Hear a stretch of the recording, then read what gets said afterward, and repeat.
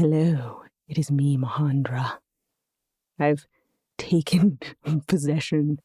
I've seized our feed because I just have to get on here real quick.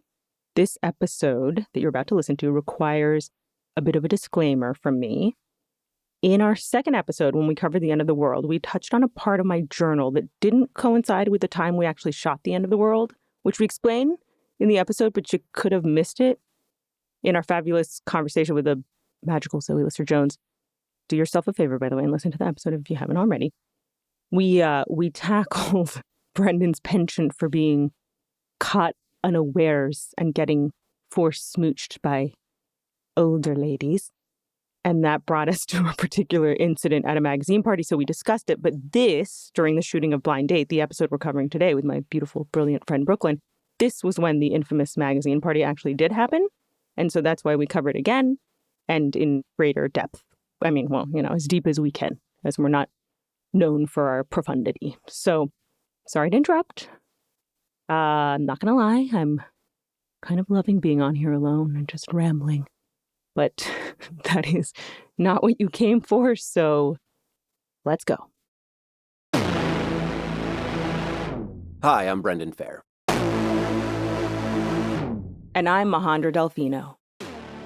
A decade or two ago, Closer to 3, really.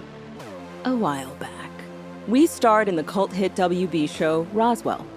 And while we are in fact ex-co-stars, we are also actual exes in real life.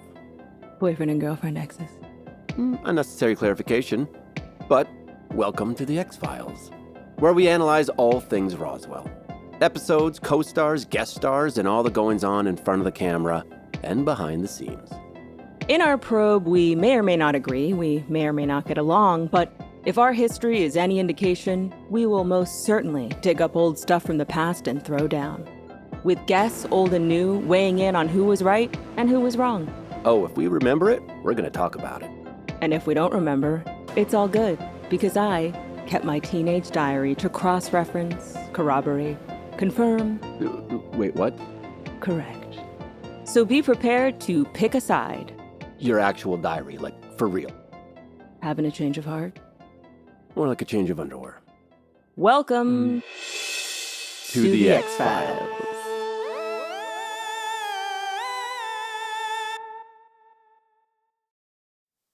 I am psyched. Do you want to know why? Why? Ask me why. Brendan, why are you psyched? I got a new microphone. Oh. Mm-hmm. I just went like, I was trying to present it.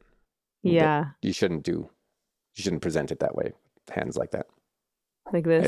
Exactly. Especially it's like yours looks so small in your hand. Oh. Not the first time he's heard that. Okay. Yeah, got a new microphone. We've done some good research on that. We've been fiddling around and this is it. So psyched for that. Psyched for the episode. Mm-hmm. It is a real... I know Jason in our cons talks about this one a lot based on it. And every time we talked about it, I remembered it. But I didn't have all, as we've discussed before, we didn't have all the info at our fingertips like he does. And it's just a real beaut. There is so much. And then our guest, which we'll talk about later, but psyched for the whole thing. This is a good fucking day. It is a great day. New mic, great ep. What more? What's going on your side? Well, first of all, I had just a very strange level of burping. Like what was that movie? Where he's like, killed them, all of them. What are you even talking about? You don't know that movie? The documentary about the guy. What is it called? Not The Grudge. The Curse. No. The burp. Yeah, it all comes up. Killed them all. Killed them, of course, all of them. I was kind of having that moment. I don't know why. Yeah, I think I've had too many spin drifts, but yeah. I mean, I have nothing but just joy from over here. I really enjoyed watching this episode. Finally. Usually we are not on the same page about these things. And here we are. And the episode is Wind in a Butthole. I was going to do my drum roll and then I remembered. I was like, we're not on the same page when it comes to that. Drum roll.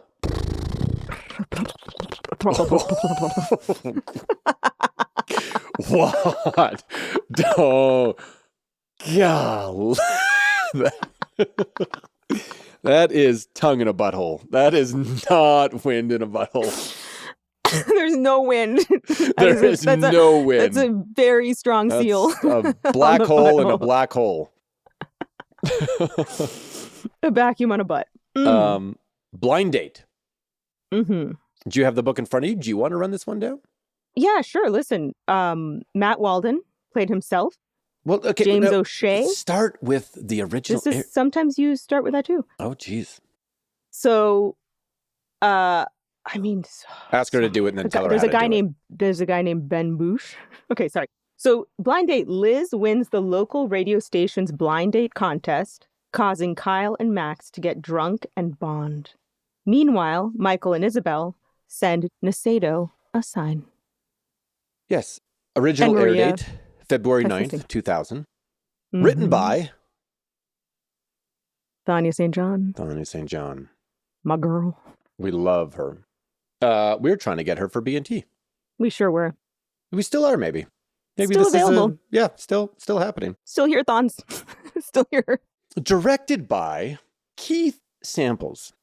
Mm-hmm. So I looked up Keith this morning because I remember him, but it was such a well-directed episode, I thought. Really was. And he's done stuff. And you know what stuck out to me? Just Add Magic. Do you know that? Oh, yeah. Just Add Magic. Do you know that show? Refresh me. Refresh my butthole, please. No, it's a show my youngest watches. It's called Just Add Magic. It's like a kid's show where these three girls, it's Charmed Light. Where that's a tough transition as a kid's show, and I brought up my butthole. Okay, so it's Charmed younger. Yeah, so it's these three girls, and they have a magic spell book where they can do spells. And they do them, and there's a bakery. The Crash Down. There's a bakery. There's there's people involved. It's a very well done kind of. I guess it would be YA, but it feels younger than YA in a little bit. Kid show, and my youngest absolutely loves it. Has watched all the seasons multiple times, and he directed some of those, and so it really stuck out to me. Love that. So there you go. Good job, Keith. This was so many things that go down in the lore of Roswell are in this episode, I believe. It really chocked full of good shit. If this is, what do you know? Who wants to start here? Oh, we have choices? I don't know what that feels like. No, I thought, okay, I mean, of course, I was immediately struck by my hair. That was I think tough. It struck us all. It struck everyone. I mean, it certainly was the paddles of life or whatever. It really jolted me. I was kind of sleepy and then saw that and was sleepy no more. Transitions are tough. Transitions are tough. And this was your transition to growing out your hair from the Yeah, it's like basically I was growing out bangs, but my whole head was bangs. Mm-hmm. And and like, I mean, just look, it's tough. It's before I knew that I could have my gums cut. No joke. Yeah. It just was so gummy. What else? Yeah, you got a whole new set of jibs. Just, dental work. It is available to you, Majandra. Mine, I couldn't afford it, but I got Invisalign, so mine's a little better now. I mean, I loved your teeth before, of course, but mine were wild. I mean, they were still like little kid teeth. It was so cute. Yeah. Anyway, Colin, just a little baby. That baby face. I was shocked. But it's fucking sideburns, dude. Oh, he was. I couldn't grow those. Still can't. Still can't. No, there's no fucking veneers for that. There's Can't put bonding glue on that. But yeah, so that was really struck me. And just the confidence with which Maria walked through the world. Wow. Yeah. How do you relate to Acting. that? Speaking of someone, I think you I did relate that. as a I think that thespian. came naturally. I don't know, though, because then when we read Ish. this sad journal that's been left over from a bonfire, it's so insecure. Like, so, yeah. Well, but isn't that usually what cocky people that are confident acting are, like, just insecure? But you could be shells of secure in some themselves? areas of life and not others. Yeah. I will say, though, it takes some fucking security and balls to be what looks like a 12-year-old boy You don't look like a 12-year-old with Carol boy. Burnett hair and be like, yeah, I'm going to date like the one out of whatever, 3, 4, like hot dudes, hot older dudes I was from my show. I was Like, hot? what? You call me hot? Listen, you just have to show up on TV as a man and look somewhat good, and the world calls you hot. So let's do that way. All right. I looking back, I cracked up at this was actually a funny episode too, without being funny. It was one of the funniest. Right, but I think I remember reading this on the page and going, we could be in trouble. We're reaching, like we're trying to do a little too much because there's so much happening. There's so many storylines, and you read the drunk stuff in a certain way. You read certain things and you're like, ooh, and we pulled it off. Everyone did across the board brilliantly. Like the hat and glasses of Cheery walking in is like seems over the top on the page, and it was so fun. Like it was so brilliant. I was killing myself laughing, especially on Liz Parker. Right? Like this very demure, almost very goth. mindful. I don't know what that and whole then she thing goes, is. yeah. No, you don't. And you just showed that. I thought that was hilarious. And then calling her a man-eater of all things, like Liz Parker, the man-eater. Let's great. check ourselves. There's a whole bunch of ship names that come out of this, by the way. We haven't done ship names in a while. Yeah. Should we revisit? Yeah. Well, I have them. I have them in my notes. To the ships we go. No, I know. Take us through. Take us through, Captain. I'll say this before we go. No, I'll do ship names first. But I want to get to this point. I'm already losing trust in this captain. The ship is sinking, boyo. I wrote early on, out of towners should be a ship name. And it is when I looked it up. Oh. And who don't look it up. Who guess out of towners? Out of town. When they're going on the date and she says, would you like, the guy that DJ asked Liz, like, would you like a local boy or an out of town? And now real quick, is this a ship of a couple or is this a ship of a group of people? A group of people. The 3 aliens? Yes. Very good job. That's Max, Michael, Isabel. Okay. Slightly maybe there's a few offensive things in the show as well. The kiss, the no consent, the dip. We'll get back to that, but this is why I'm bringing this up. Max and Kyle, ship name. Max and Kyle. Consent queens. No. It's almost the opposite of what consent would be. It has to do with them going into Shiri's peggers, going into Shiri's room, calling it Mecca. It's what we used to we never did, but we would say when I went to spelunkers. When I went to camp, Panty Brigade. Okay. Wow. We used to talk about panty raids when we were at camp. We never did them, but we discussed doing them. Which, that's scandalous right in itself. Scandalous. Well, that is okay. Panty brigade. It was a different time. Which makes sense because he was like lingerie in the top drawer, right? Yeah. So it just tracks with who does anyone keep? I know. It's like, I got to rearrange my drawers. Yeah. The lingerie is way down. Michael Isabel, which is a known one, fairly obvious, but I think this is where it cliffhangers. Sorry, this is who? This is Michael and Isabel.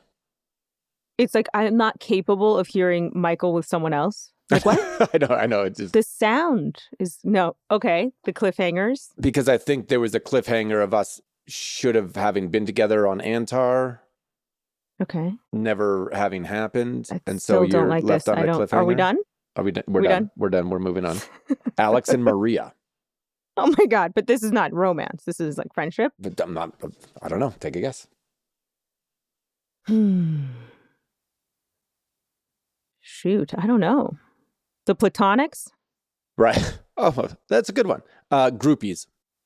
Oh. You're just groupies. Oh, I see. Oh, that's cute. Yeah. The Band-Aids. Sorry. I don't know what that means. Okay, she's going through her own thing. So we have ship names, I think, that maybe they were established earlier, but I saw all these couples, and that's when I said when everything was going on with this episode, it seems like a fucking nightmare because you have Michael's. You don't have, usually you have A plot, B plot, typically. And if you do them really well, the A and the B will sometimes wind up meeting together at the end of an episode. This has fucking A, B, C, D, E. That's as far as I know in the alphabet. I didn't know you know how. I'm learning. Okay, because that is as far. You added E. I'm practicing. Yeah. Yeah. I don't know what comes next, but I'm gonna do it after this. You'll do your Duolingo today. But this is a whole bunch of them. It's also Liz's. It was funny. I laughed. Or Shiri's. It's a foreshadow of her show Unreal, like The Bachelor, like a blind date. Where I was just like, this is a little, Yeah, it's like you interview Liz later, and she was like, that was the day that I realized I was more of a behind the scenes girly, and and then now she's this like hard edged producer. That's fantastic. I love that. Yes, exactly. The multiverse. This is her origin story of that character of like, exactly. I got put on a radio show Blind Date and it ruined me. Yeah. What I love, once we start getting into the episode with our notes, that... Well, I just did. That's what I was doing. Well, do you want to go thing by thing? So throw all that out, people. Okay. Yeah. Okay. I thought you were still sort of doing like the ship thing. No, don't throw that out. No, I know. I'm joking. Yeah. No, go. Because there's just so much more before that. I don't have to fucking go. Okay. Very demure. Just, of course, Maria walking right in there and just taking over with the band. I wrote Lady with a Vision Queen. I mean, just really, and a 1 and a 2 and a, and the wink she gives. I was like, dang. Liz's Mac laptop doesn't need to be shouted out. It was like that blue candy Mac laptop. And then when she's getting ready for the blind date, which I have a lot to say about that date. Okay. But prior to it, when she looks out her window and Max is levitating outside her window a la Salem's Lot, that is what it looked like to me. No, I mean, I immediately knew he was like standing on the edge of her, where she, in the pilot where she's writing her original diary and she's got that, as a kid to have that like that balcony area that she's got. Yeah. Out the window? I mean, your mom's dead, When it's just you and your dad. Is her mom dead? Where's her mom? Oh, I thought you said my mom's dead. I was like, she's alive and well, thank you. Actually, I'm here to no, her Liz's Your sister mom called is me dead. earlier. I was like, yeah, sorry, I just got a text. where? I don't know where Liz's mom is. I don't know where she is, but when it's just you and your dad, you do kind of get like primo real estate in the house. Okay, okay. Don't you think? Especially as you're compensating. I mean, it's your above mom's the crash not around down anymore. So yeah. But yeah, I thought he was levitating at first. I was like, "What? Is this a new power?" which almost could jive though, because it was flashback. And looking back though, I immediately knew it was a flashback, not because I remembered, but because I was just like, they wouldn't do this in real. Like they're too measured and too composed. Yeah, for him to just be like, "Hi." I mean, there might have been tongue. Here. There might have been tongue in that kiss. I'm just saying. It was pretty. No way. Okay, I know, but it was pretty. I don't think so. That was pretty passionate. I think that's what she wanted. He never gave it to her. Story of most women's lives, Brendan. Right? Still working on it. Oh boy. But yes, so that was, sorry, I didn't mean to get into my notes, but there was just some things I wanted to say leading up to the actual blind date. And you should. Max levitating a la Salem's Lot. Okay. Really struck me. Get into it. I've been reading off my notes this whole time. Oh, you didn't have any notes prior to the blind date? Well, the whole episode's the blind date. Well, the lead up was I had just, say a few honorable mentions. Okay. Then once we're in the blind date, I wrote, not Liz being set up with a 30-year-old man. That was tough. That man looked like a man. And I guess he was. He's in college. Yeah. The age. I mean, I guess you can date a college dude. I think you can, right? High school. I mean, a high schooler, if you're not 18, you're kind of... But like, you're a friendship. You're a freshman and you're dating a senior. And then, like, you stay together, let's say, and now they're in college. Okay. Right? Yeah. There's loopholes. It's interesting. I remember, again, him. We've talked about it before with Frickin' Eddie and everything else. I remember thinking that everyone thought he was just the most beautiful thing on the planet. And I was just like, oh, interesting. Just keeps me in check. You know what I mean? Where I was just like, oh, because everyone thought he was. I'm not saying he's not, but I just remember everyone again. Maybe it's in my own head. Maybe no one says these things. Imagine, too, if these men that you think, whatever, were actually behaving in a way that was like aggressively trying to like pursue your girlfriend at the time. I mean, you would have spun out. Yeah. You would have suddenly had powers like Michael, start breaking shit. Probably. But no, I don't remember this man at all. Oh, I do. I will tell you, he did not. There is no way. And I even have a journal to prove it. He wasn't on your radar. What? No knock to the actual actor. And then I wrote, was this Nick's drunk scene? Yes. I believe this was it, where he got actually drunk for this, that he shared at the con. He did an excellent job. Did a great job. Jason also, when he first takes the sip, and even the way it's shot is just so brilliant, where he goes, where Nick... I know, and then Nick's like far away. Nick accuses him of like, how much did you drink? And then he like puts his finger, he's like, this much. Yeah. Which isn't a lot, but just the way it was shot, and it really he set himself up. Jason, as an actor, set himself up for greatness right there, because it was so funny, and he didn't get an opportunity with that character a lot. He had to be the serious, cerebral type, or that's what Max was, and that's what he chose. So to take advantage of this and do that, it just started off on the right fucking track. It was so lovely to see those two. It was so lovely. I said the panty raiders, or the panty raiders, the panty sniffers, panty whatever braiders? word. Yeah. The panty inhalers. No, I wrote, give them their own single cam comedy. Yeah. I wanted a spin-off of those two. It was just so fun. They worked so well off each other. It was so fun to watch. And I will say, usually on these episodes, I'm more focused on myself and you, since that's who we'll be talking about. And since you have to be. But golly, I got sucked into that whole thing. It was brilliant. I know why this is one of Jason's favorite episodes for sure. Me too. I was like, oh, okay, this is the one. And yes, it was a while ago, so it was easy to forget. But then, boy, I remembered right away once I was watching it. I was like, oh. I also, I'm pretty sure that I somehow ended up with Liz's necklace from the blind date. I don't know how I You still to this day? Yeah. I was Oh. like, hold on a second. I just was looking at that necklace and had no idea where I got it. And I guess it just slipped into my car somehow and I drove off with it. Oh, we should have a picture of that on the old Instagram. Let's do it. Okay. I did say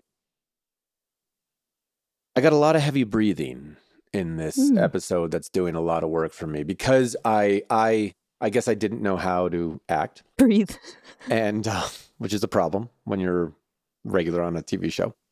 And to show my passion, enthusiasm, to show how much finding this fourth alien meant to me, I would just, it was a lot of heavy breathing. It was just talking, and I was just, Maxwell, we got to find it. And I was just like, have you just ran? Like, you've been sitting at the diner the whole time. Like, you can be passionate about something without all this heavy breathing. And then when me and Isabel later on burn that symbol into the ground, and I have something to say about that symbol. Just, if you go back, I am such a mouth breather. I'm a mouth breather in general, for the most part. I'm trying to fix that. Still working on it. Because I got, as we heard last episode or a couple episodes ago, I got punched in the nose, and I think it changed everything. Broke my nose, gave me a bump that Majandra doesn't like to look at anymore. But that hadn't happened yet. And I breathe so heavily through my mouth. I'm like, and it's on, like you can hear it in the episode. And I was like, do me a favor, mixers. Just ease it back a little bit. You know what I mean? So I love too that your imitation of breathing through your mouth, you're still not breathing well. Like, that's what I said. I'm still trying to fix it. Right. But meaning like, usually it's because your nose, breathing through the nose is compromised. So you start breathing through your mouth, but even your mouth, you're like, all right. Now I did write for you're sitting there with, at the booth. Michael's muy intense. Is that? He's just so on a mission. Okay, I'm listening because his home life sucks, so he's hyper focused.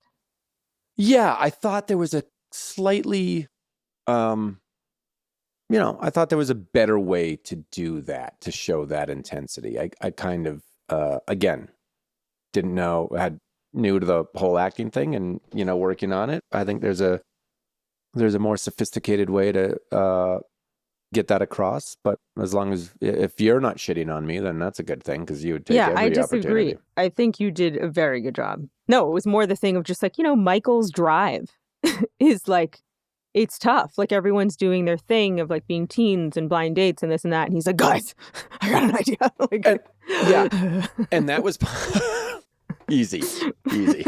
Just, I see what you did there. Maybe that's why he's so intense. He's like, I got to get back to my planet where I can fucking breathe. Oxygen doesn't have the right oxygen chemical. I need whatever shit's on killing Antar. all of us.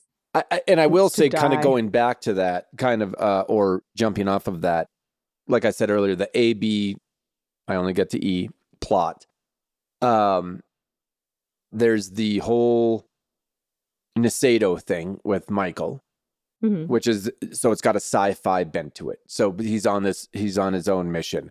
There is the blind date itself with Liz, which is like a relationship issue. There is Alex and Maria with the band. There's something going on there. And so this is this perfect mix of the sci-fi and the relationships, not being too heavy on the sci-fi, but having it play a part in amongst all this other, which would be which is what a kid's life is in high school, right? Like the intensity of these relationships. and what they mean and trying to navigate them. And so this was that perfect mix of that, where if we would have found that moving forward more often. IMDb rated it a 7.8, which is just outside of the top rated episodes of the whole 3 seasons. 7.9 is the last rated highest one. We're usually in kind of the low 8s. So people like this one. I'm going to talk about this later, but I was fascinated by the radio host. But when Max drank, it reminded me so much of, remember in Edward Scissorhands when he has like the lemonade and he's like, you know what I'm talking about? Sounds like me breathing. He has lemonade at the like little bar in the basement with the dad, and that's when Winona Ryder meets him and he like turns around the straw. He just has a terrible response to alcohol, and it reminded me of that, which is just brilliant. And then I wrote, we really loved a light eye back then. All of the actresses, we just had like what looked like no mascara, like no, just like very bare-eyed, and that was a look then. Bad or good though? I think it was good then. I mean, bare eyes and like skinny eyebrows. What are you gonna do? Okay. Trends. I guess you could wear a bare eye, couldn't you? No. What would that do to your face? What's that? What would that do to your face? What you saw it like it almost has like a I just caught you. It's almost like has like an intimate vibe because it's very like I've got no makeup on, just got out of the shower. Next note says Michael needs to dial down the Adderall. He needs to chill. And needs an inhaler for his breathing. I know. Maybe stop with the Adderall first, but yeah. Then I wrote, Brendan, your shouldies look so broad.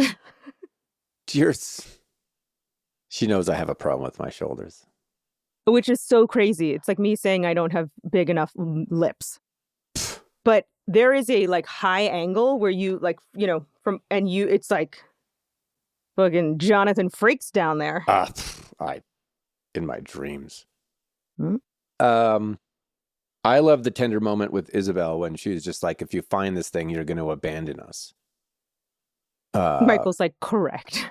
And I was like, abso-fucking-lutely. I haven't breathed in 15 years. I haven't been able to catch a full breath in a lifetime. Cut me some slack. I really liked that because it showed, yeah, and this is what I was going to say, just in terms of the whole giving Michael his own little solo mission, just like a side mission in a video game, I thought was always a lot of fun. I think it's a lot of fun for any character if they have their own little side mission, but I think that's where Michael excelled, and you learned a lot about him. Like the fact that obviously he wasn't good in school, but it wasn't because he was an idiot. It's because he didn't apply himself. And then when he does this research of Aries and this and starts fucking reading stars and astrology, I thought it was really great. Yeah, that would be great if that's what Michael grew up to do, was read people's astrological chart on the side. I wrote Liz on the most boring date ever. And then I said that as a classic, emotionally intelligent teenager move. You know, when you start to realize like the fun person, the exciting person has been maybe upsetting or heartbreaking. So then you intentionally think that you should date a boring person. Right. That's what it kind of felt like. Well, they also just wanted a normal date, which they both agree. And then it's like the least normal fucking date on the, like, what are we? Guys, and normal and healthy doesn't have to be boring. That's true, all too. I'm saying. You know? The symbol... go ahead. Oh, no, and then I wrote, Nick is crushing being drunk. I mean, he really was killing it. He nailed it. There was only... Yeah, he nailed it. The fire that we do in the lawn? Mm-hmm. You know when you're on a beach and you're stranded? You know, when that's happened to you? And you write Save Me in Rocks, like on the sand. SOS. You know, like how expansive that is? Yeah. This fire symbol I threw up might be 9 feet long. Maybe it's because they're in a public place. I don't know, but it was really quite small. Not going to... I was just like, this is getting no one's attention. Yeah, that was sad. And then I got 2 I'm going to go to the ending first because the other one, the ending is, that's the way you end an episode. That was very X-Files, cigarette smoking man, mysterious. The guy comes up to the symbol lawn, don't see his face, walks away. That is the kind of sci-fi intrigue, again, where this show really excelled. Don't show the monster, right? Don't show the beast. Get out there. I thought it was a great ending. And this is, again, Thanya St. John, like, she was one of our favorites for a reason. Her writing was smart. It was great. She always found, excuse the pun, the balance. She didn't write the balance. It was fucking perfection. Yeah. We didn't just love her personally. Professionally, for what she gave us. Yeah, I know. We liked all of it. I somehow took a big chunk, and now I'm at once they're in Liz's room. So I don't want to bowl over anything that you have to say. No, I just have one more. I have one more comment where it would be great to get a video take of that. I'm gonna try and steal that from the show so that we can show fans. But go to yours first. What are the rest of your comments? Okay, well, first, Max, when they're in the room and Max changes the photo of himself, I thought it was Charlie Sheen. I was like, is that Charlie? When he did that, though, like he put Max there, I was like, oh, how great. But then the choice to make you Max as well, I thought it was hilarious. With a little head to the side, Max. Just not one. And then one's not enough. You need Max two. is having the classic bad drug experience where you think it'll last forever. Remember when he said that? He's like, yeah, I've only had a little and it's still not wearing off. It's like that feeling where you're like, this is how I live now. I have never been there, but I could imagine it. That is just like a very known thing, where people like call 911. They're like, the time is going by so slowly. And then I wrote, host is a slut shamer. And it's true. That host walked into her bedroom and implied some things that I did not appreciate. There was, between the consent and peer pressure to kiss and whole thing was a little bit, there's a little bit of wildness there. Yeah. Then I wrote, Maria walks off the stage. So she walks like through the stage, like doesn't take to the microphone. Seems to me, the first thing it seemed like was that she walked past the stage to go have an orgasm on the other side. A spontaneous one. It's very weird what I was doing. It's very weird what you're saying. I'm going to have to I was like, rewatch. What is... Yeah. Okay. It just seemed, I know, where I was like, oh, like I wanted to cover my children's eyes. I will say, my last note. So when Max writes the heart, when he graffitis the heart and ME plus LP, I'm going to do it for he does, he does that, whatever. He writes it out and then he goes, look at me though while I'm doing it. Oh, she's looking at something else. I know it's a audio cast. It's just slow too. Yeah, go ahead. You're putting up your finger. Is that, and then he goes, he smells his fingers. He sniffs his fingers. Wow. This is where I blew it with her. If you see it, and this is where I'm gonna make things right. Lost it. And I was like, I think he was blowing his fingers out from the spray paint. Yeah, I didn't notice that. He sniffs his fingers. It's a while. I think he blows out whatever he does. I was like, they weren't like lighters, dude. They weren't hot. I was like, I think you smell them. That's all I'm saying. That's my take. I mean, and on that note, I'm into it. Yeah. Did we get to our? I was gonna say speaking of smelling fingers, but I shouldn't say that. Well, it was just speaking of getting fingered. My wife. Yeah, I was like, fair enough. Yeah. The other esposa. Yes. Second esposa. The esposa of the esposa. This is the triangle to the esposa. Talk about triangle of sadness. Triangle of esposas. We have my very good friend, my spouse, talent and beauty. Do not tell her that. No, she does not like that. Oh, she doesn't? That stays here. Oh. No Is compliments. She smart? Very smart. Oh, well, don't say that either then. Do not say that. That Okay. is also a compliment, okay? Oh, fuck. This is going to be a wild ride. The love of my life, Brooklyn Decker. I am enthralled with this poster behind you. Is that Mr. Agassi? Yeah. Oh, I don't know. The way you said that. Yeah. No, yeah, just because I don't know. It like my husband sometimes records here, and I don't know. I honestly am like, why is there Dayquil Vapocool in your background? I don't know what he's doing in here. So, There's a credit card in here. the other Esposa. Yes, this is the other Esposa. The other Esposa. That's First of what I all- like to recall it. I am the other Esposa. That's right. Yeah, not the other. I didn't mean it that way. No, I was I trying am. to. I'm I was the like other kind of second. Esposa. nice, Yeah. though. That's something like there's something mistressy about that. I'm the other Esposa. Right, the other, the I do mistress like of the it. mistress. Yeah, I the am. mistress of the mistress. Exactly. I am a little Can you trio of imagine? Esposas. How exhausting. It's like, exactly. You immediately make your mistress a wife. Like, don't do that to yourself. It's exhausting. Yeah, It's so exhausting. Well, you always talk about this, Majandra, and how just like the same patterns eventually like happen. You know, the mistress God, becomes yeah. the esposa, and then it's, you know, And then you're there's fighting another about the mistress. same shit. You're the same shit. and then there's another mistress. It's just the pattern sort of repeats. You have to have itself. a mistress from your mistress. So I watched the episode. And Okay, wow. Wonderful. Here's what I Thank would you. say. Oh, it was my pleasure, truly.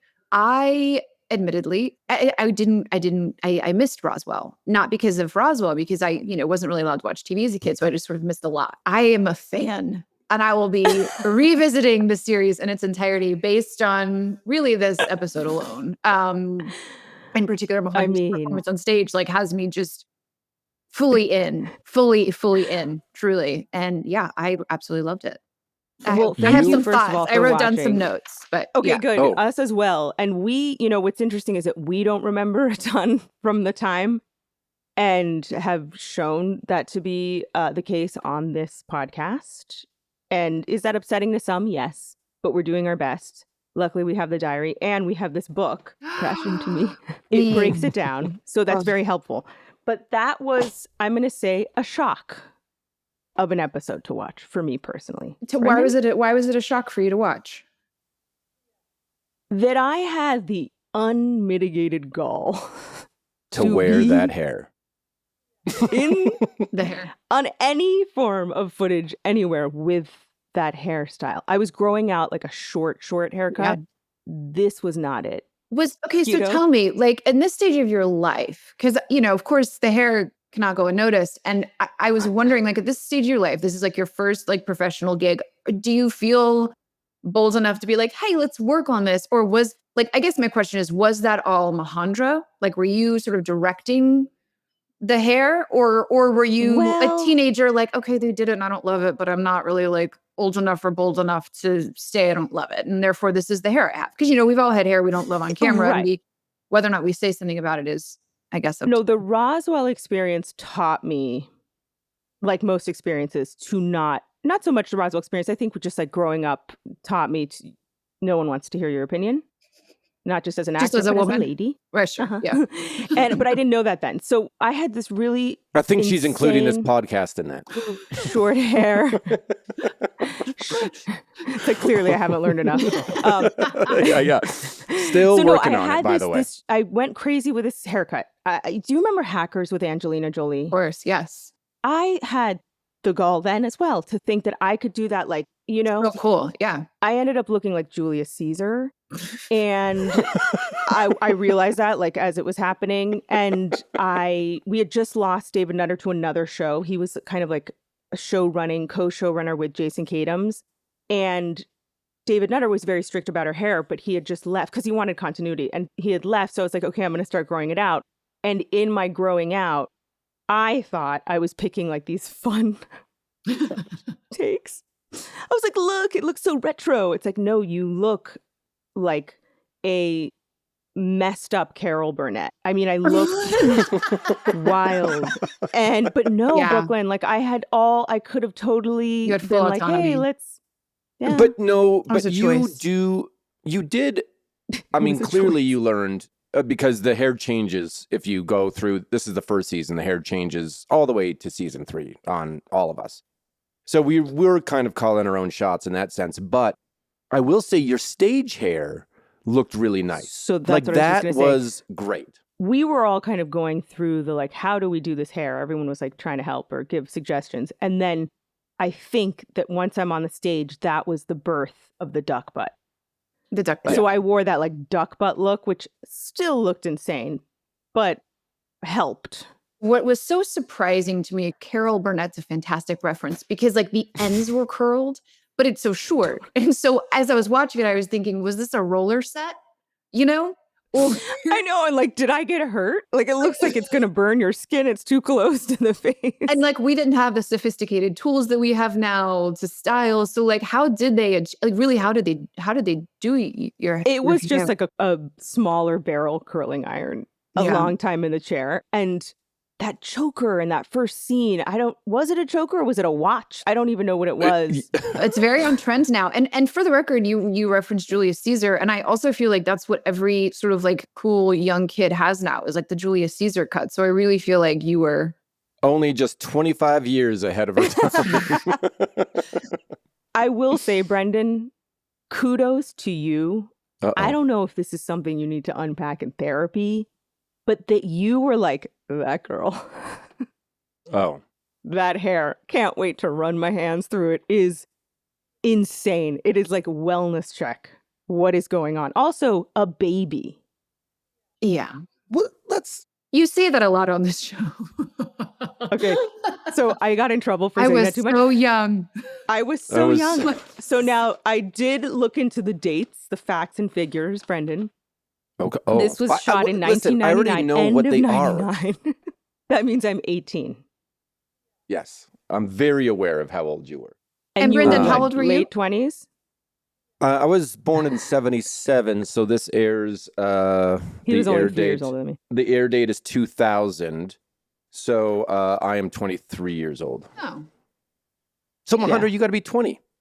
No, because You're aired 19. What? You're born in 81. What matters is how old you were when you were shooting the thing. shooting it. And that's Yeah. the thing. Well, we would only we- shoot about like 2 months before. So Yeah, that would we're- put us in 1999, which makes me 18. And then it aired before my 19th birthday. So. I feel like, Brendan, I don't want to totally let you off the hook, but I also wonder, like, was your hair a choice? Because It was a choice. it was a choice. Right. Okay. Look at it. It's still kind of No, the same. no, no. He's still Now trying it to make looks, that choice. I felt what was so interesting is like, it was all like, gosh, who are these? Like, I'm trying to think of the artists sort of at the time. Like, remember Howie Day, where it was like everything sort of every part of it was spiked, It wasn't just like we're doing some volume here, which is cool. It was sort of like, I do appreciate that it's an expression of the two of you. I think that's really lovely. Yeah, hair is a big deal on this. The showrunner, Jason Katims,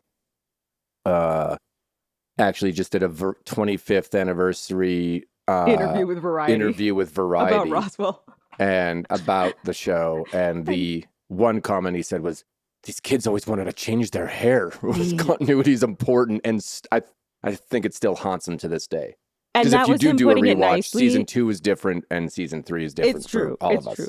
Not this hair. By the way, that hair, the hair that Brendan had in this, that's the hair that they wanted him to have forever. Yeah. And it was like, please, we need to move on. Like, we can't have the spiky Backstreet Boys hair forever. Forever, yeah. I was before the back. Listen, I was doing this when I was up in Canada. I brought this. I'm the original. You created Everyone always the said like Backstreet Ryan Boys Cabrera. hair. And I was like, Ryan Cabrera. What a slam. That's who I was Come thinking on. of. Ryan Cabrera. That's who I was. See, Not I Howie knew it. Day. I knew it. That's who I was thinking of. Yes, I'm so glad you said that.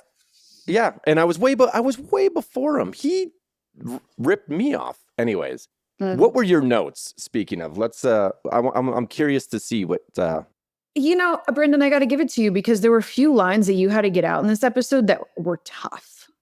For example, I'm not going to do a line reading. I'm just going to say it. You said, "Fine, both of you sit here with your cherry colas and your high school fantasies. I'm going to find him." And you did it with such conviction. And in that moment, I thought you were sitting at the restaurant, and they don't want to find the fourth alien, right? I'm tracking the story. Correct. Yeah. And you have this sternly delivered, fine, both of you sit here with your cherry colas. And I just thought Like as someone who was born in Ohio and grew up in the South, like what you call soda, cola, pop is like very specific. And I just thought that was a really tricky line to get out. And you did it beautifully. And I just thought that was great. What do you call that? What did you call that? Because I always called it, up in Canada, we called it pop. So I called it pop for a long time because my parents were Midwesterners. And then after growing up in, like, we moved from sort of the Midwest to North Carolina when I was young. So I called it pop because my parents called it pop. And then eventually you just say, I want a Coke. And they say, what kind? And then you specify the kind of Coke you want. So I thought that was tough. Initially, when Max first had his like sip of alcohol, they were really going sort of addressing some major like teen things in this episode. I thought he was roofied when he first had that sip, you know? Because like it's like wah, wah, wah, wah. And like we're seeing double vision. It gets really blurry and he only took a sip. So then I thought that other kid was the fourth guy and had nefarious intentions. It took me down like a different sort of path as like a newbie to Roswell. But I thought we were going to sort of address the dangers of roofies. And we did. That wasn't it. He was just drunk. If anything, the message was like alcohol makes you be your true, wonderful self. Yeah. Really or the was. only way, if the only way you can open up is with booze, then maybe you have a problem. Yeah. Max immediately has a problem. It was his first drink. He was so sweet when he was drunk. He was so sweet and so like open and charismatic. And I know. Yeah. Then he sobers Majandra up always says I'm so sweet when I'm drunk too. Yeah, it's funny. I find Brendan to be so sweet when he's drunk, but everyone else can't stand him. No, that's tough. That's just, now I do have to drink when he's drunk though, so maybe it's you. You're just more generous when you're drunk. Exactly. There was what else do I have? The like dip kiss was interesting, like in front of Max. The whole radio bit. Would that work in a show today? Would the whole like we're shooting an episode of a radio? Oh, it's a radio content. I mean, radio is just was everything. Oh yeah, for us. Also, I loved how that man walked through the world. He'd just show up with his crew on a stage, in a restaurant, wherever, in a girl's bedroom. In her bedroom, in a girl's bedroom. It's true. Yeah, with the constant. It was so great with no shame. No shame. No consent on that kiss either, by the way. No consent on any of the kisses. Yeah. None and of by that. the way, that was pretty a no. well. And the funny thing is, like it's radio. We're 1990, not 2000. You don't see the kiss on the radio, right? It's like this podcast. We're videoing it, but it's an audio medium. And then, we can do some video. But what's funny is like, give us that first kiss. And it's like, you're on the radio, pal. Like no one can see. What does this matter? Though he was kind of whispering like the kind of stage direction. He was like, they're kissing. He's leaning in. Oh, now they're whispering. Like he was really giving a lot to the audience, to his audience, not the viewer, but the audience within the show within the show. Yeah. I cracked up up with the commentary. And also that woman that he was sitting at during the date while the DJ is giving commentary, there is a woman across from him enjoying a dinner. I'd love to know more about her story. Was he on a date with her? It was very meta in that way. Unbothered. Yeah, it's really interesting. What a terrible date he'd make. And I want to know, like, was this guy a real DJ? He had to have been. Did they cast a real radio DJ? That's such a good point. He did. I looked him up. He does a bunch of voiceovers. He did like Sonic. Then he's like a voiceover artist. Oh, that makes sense. Because he was really good at that thing. Kind of tracks. Yeah, that does. He looks like the guy from the Dan Band. Oh. Is it the guy from the Dan Band? But he wasn't. I had to look him up because I was like, it was Miles Teller in my band. I was like, what? Miles and then Teller? David goes, Miles Teller wasn't born yet. I was like, stop it. I know. Well, I don't want to skip over, but I need to talk about. I don't know how in all of our years of knowing each other, I didn't know that you sang In the Air Tonight on this show. Oh, yeah. Isn't that? I know. It was a weird moment where I was like, what a choice. Song to have gotten to sing. And like before, I feel like it kind of had a real comeback in the sort of TikTok, like shut the cupboards thing. Have you seen that? Like, no. People do that like in their kitchen. No. The pandemic was for the drum. Yeah, like they have all their cabinets open. It's like, and they'll shut it. Listen, it's just so sad that that's what Phil Collins' beautiful song is being reduced to. But I feel like it has sort of had a resurgence, but that was That was a very fun experience. Also getting to pick the song you picked in the writer's room. You picked it. Yes, we all got together. It was so, Jason Katims was so nice. Musically, he was so forgiving and really inclusive with Maria, because she does like all this music from then on. And he would always bring me in and be like, what song do you want to do? And I was like, I want to do something like from either like Police. I wanted to do Don't Stand So Close to Me. And he was like, yeah, that feels a little rapey. But he like went through all the things that I was into at that age. And then they kind of got a list together and then I guess decided what would clear or whatever worked best. And so it's like, yeah, you get to do In the Air Tonight. What a lovely experience. That's pretty iconic, truly. Yeah, and he'd do that every time I had to sing a song. He would really be like, what do you like? It was so sweet. It's so iconic wonderful. for the show. That is like everyone always like, why wasn't that released on the Roswell soundtrack? Is there a single of it? Can we get this out there? It kind of goes down, that performance, in the history and the lore of Roswell. There's actually a couple things in this episode that fans that have like stayed. What's so great about Normal?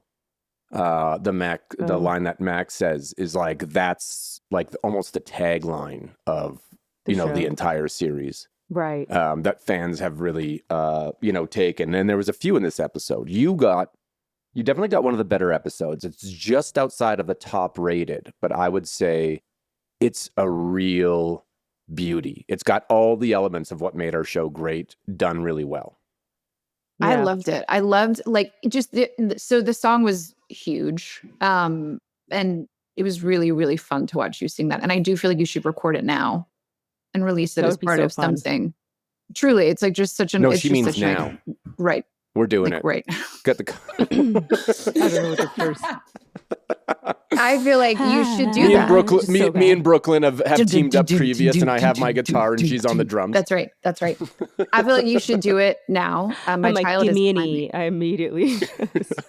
I want you to do it. I really think it was so beautiful. And there's the like Max sets off, the sparks are flying, like literal sparks are flying in the sort of scene when he's opening up about his feelings and he like does his magic, his alien magic, and like all these sparks are flying. That was really beautiful. I think it's just but it was such a delight, just such a delight. It was just great. I forgot about it completely. And then was like, oh, this is adorable. It was a delight. How many episodes were in that first I really season? loved Max. We would do 22 episodes. Well, for the first 2 seasons, it was 22 episodes. And the third season was 18. So we do 60. This is what I don't get, because 22 is 44 and then 18 would be 62, but there's only 61 episodes, it says. So I don't know what happened. Oh, is there like a vault episode? I don't episode know where we fall short. I know. It's going to come out unreleased. Yeah. I'm looking in the world of Roswell. Oh boy. Taken to the tomes. Oh, I love it. Just a little cat butt. Also, I want to ask. There's only 21. Sorry, there's only 21 in season 2. Oh, okay. That's where the one comes. Okay. 22, 21, 18. Okay. There was you were getting ready, and the camera like starts on your lip gloss. Oh yeah. It felt like such a choice for the director of the episode to like highlight this lip gloss. Highlight the lip gloss. I didn't know if there was a story there. Like you're getting ready for the execs come in, and it's just like lip gloss up to lips. It's like a super, interesting color. It seemed just like such a choice. I didn't know if that was you or if there was something there. No, it definitely wasn't me. I think that was just like the era where people were like, follow the shoe, go upper leg, Like well, yeah, we mentioned earlier in the intro that I thought this was really well directed. Keith Samples is the director, and I thought it was really well done. Yeah. Really well done. I didn't love how Liz's bedroom was Mecca. That was a concern. They said it was Mecca. There's a lot of that. The splitting her up. All the boys are there. We're her exes. We're here to win her back. Both of them. Both they say we're here to win her back. So both of her exes. It was giving actually like very progressive sort of throuple vibes, which I thought was cool. I thought like, oh, that's forward thinking. Like, it's a Yeah, little I feel like Kyle would be fine with that. right. The Kyle character, like he seemed to just really go with the flow. Like Max needs the intense, of course. Putting aside the thruple the of it whole all. moral, ethical, whatever issues of thruple, I have that word is like moist. You know what I mean? Like Makes it's you got moist? it's got that thruple. Like it's got a real. Boing. Oh, you're saying it's bad. you don't like it. It says what I think it really exemplifies what that is. Like just the messiness and I don't know. What else would you not call judging, it? but am judging at the same time. What I else can have would my you call a opinion. throuple? Like, what's a better term for it?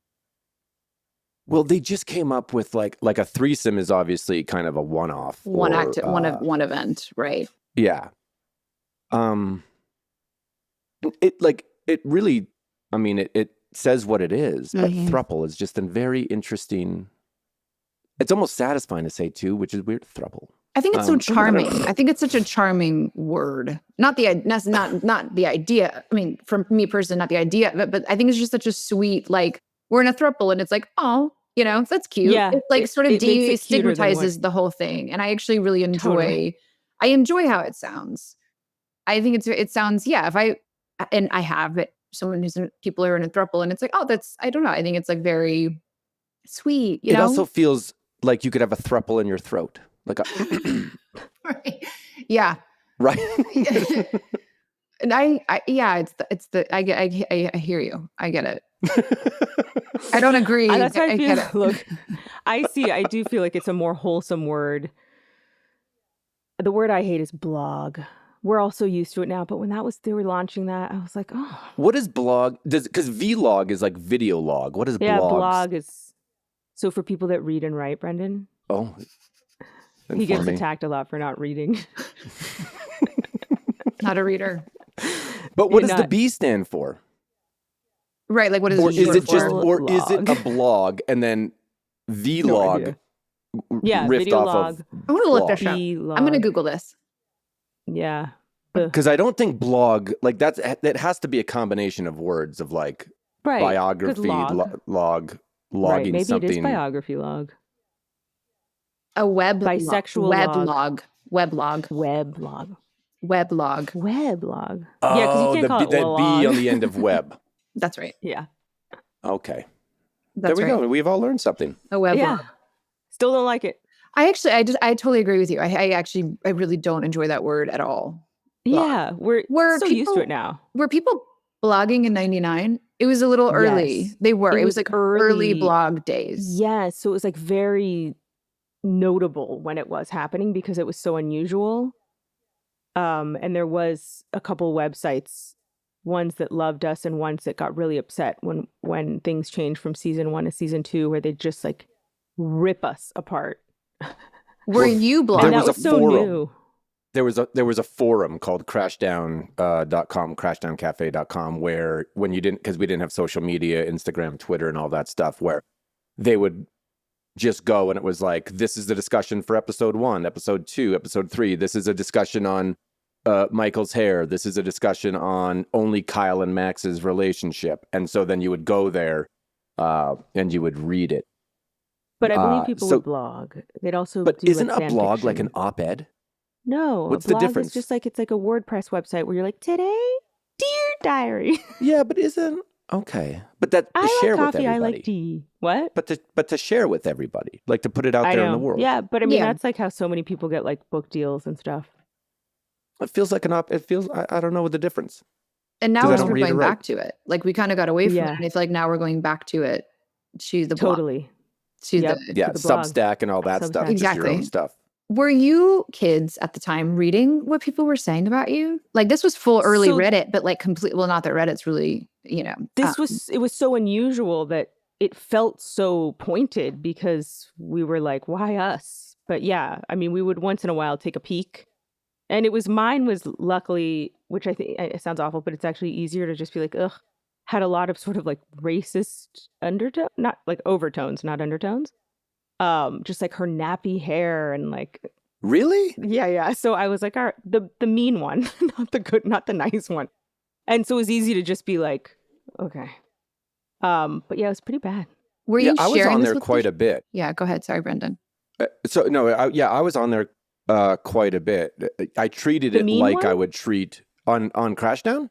Yeah, no, this wasn't on Crashdown. We had one that I'm not going to name it because I don't want to, Oh, but they was I don't even think I literally know that one. dedicated to just like tearing us down. They shared Jason Kadam's home phone and said, please call him and like bitch him out. And But that would be so fun to read. Like really nasty shit like that is going out of your way. I want to see what they come up with in terms of an insult or whatever, because I find that kind of funny. I remember what they called you.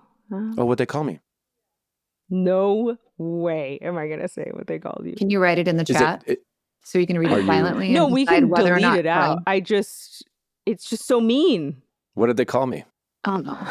Well, this is hard to watch. Do it. I'm very interested. Oh God, how do I get out of this? What, Louis? Why? Like, You no didn't? job. Yeah, no. Come on. They would call you bitch tits Fehr. To be like your best friend. Be like, I'm sorry, buddy. That is hilarious. I have to be the one to tell you. They were just shitty. Like it was so poor Brendan.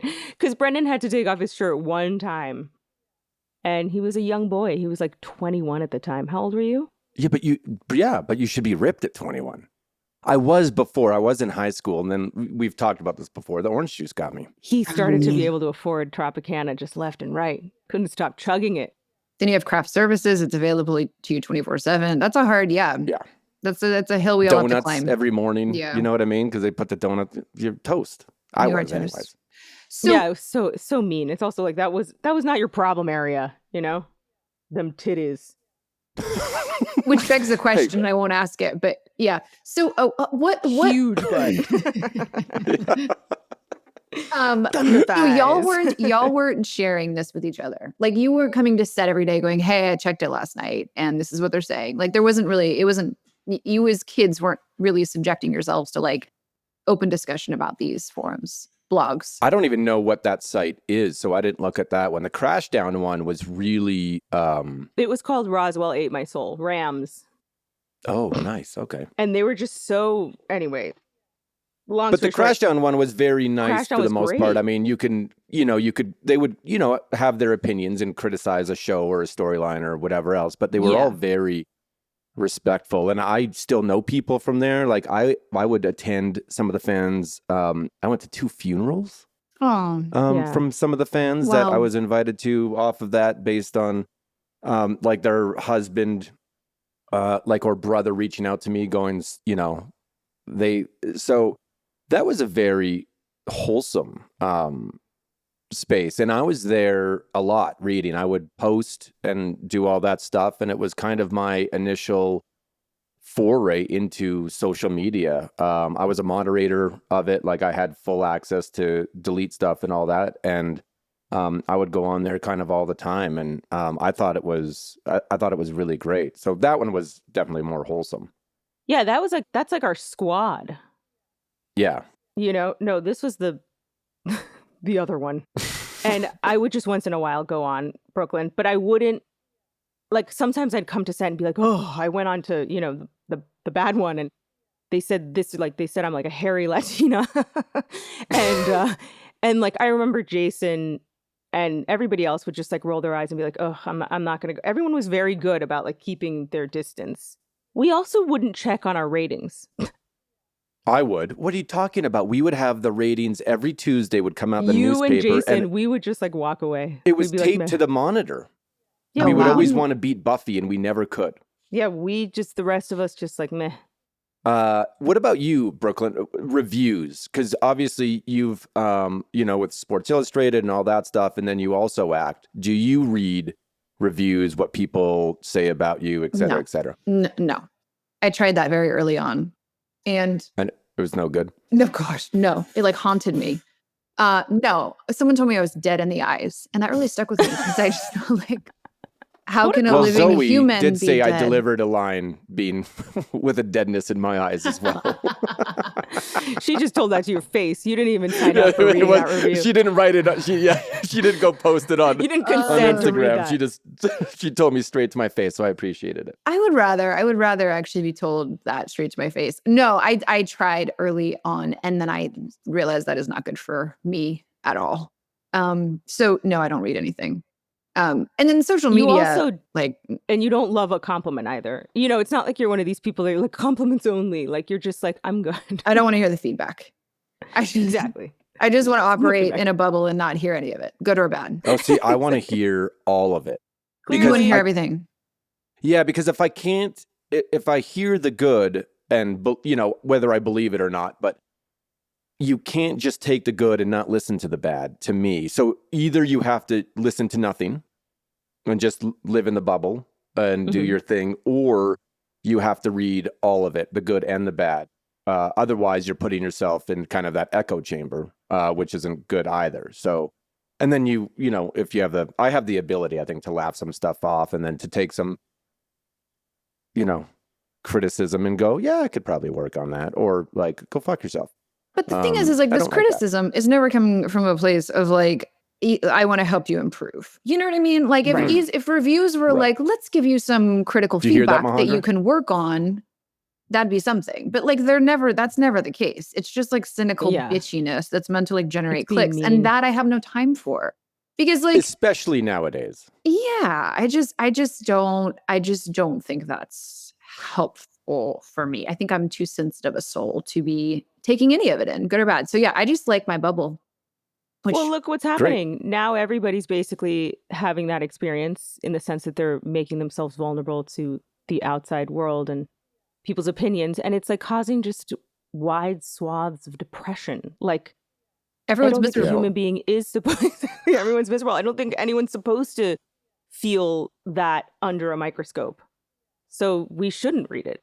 And then if you do think what you want, Brendan, but yeah, you should know. Do what makes you happy. But I feel like also if you let that in, then does your behavior, or like on the show, for example, if you know what the ratings are, if you're reading the reviews, then do they start sort of like writing and creating in response to the feedback they're getting? And does that ruin the like very origin of the thing that made it special? Like then you get into the whole like, am I chasing the feedback, or am I making the thing because I want to make the great thing because it feels good, separate from what anyone thinks of it? I don't know. I think it's like I think it's a trap. It's a trap. You get all in your head. I feel like there's certain actors where you can see where they were sort of insulated and doing their thing, and then suddenly they become aware that they're being watched and their projects kind of suffer, and then they can pull themselves out of it, but you can sense it's also like when a show, season 3, they get self-conscious and try to do the thing, It's like, just get out of your head, but easier said than done. I don't know how to do that. It's so beautiful to do one season of a show, where you're like, we're making this thing because we're making this thing together and no one's seen it and we don't care what anyone thinks right now. And yeah, or we don't know who people 7, love.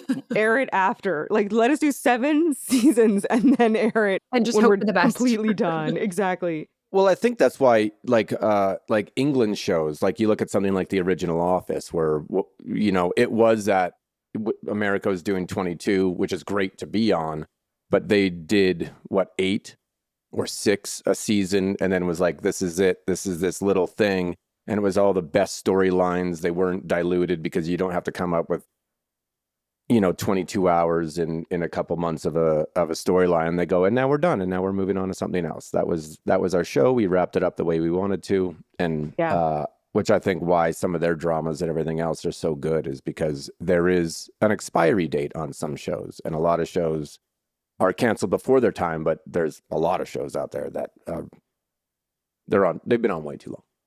They keep going. How dare? How dare? They keep going. Certainly not speaking of It's Always Sunny. That show can go on forever. Forever. It's so What's good. not speaking of it? Don't put No, words of course in my not. mouth. You're just implying. Leading the witness. Yeah. Again. I like to lead the witness. How does it feel watching yourselves as kids? It's so horrific. But it really is. Like, it's so sad to me because I know I lived with my parents like I was still such a kid and was put in so many of these adult situations and then was so shocked that like they were hard to navigate sometimes or heartbreaking and then you're like, yeah, well, of course, you're a baby. You still haven't found out about like dental work. When you say putting these adult situations, do you mean just like in the industry as a kid, or do you mean like on camera? Like the actually what was being written for you? The scenes were situations you haven't navigated in real life, or do you mean like being a kid actor?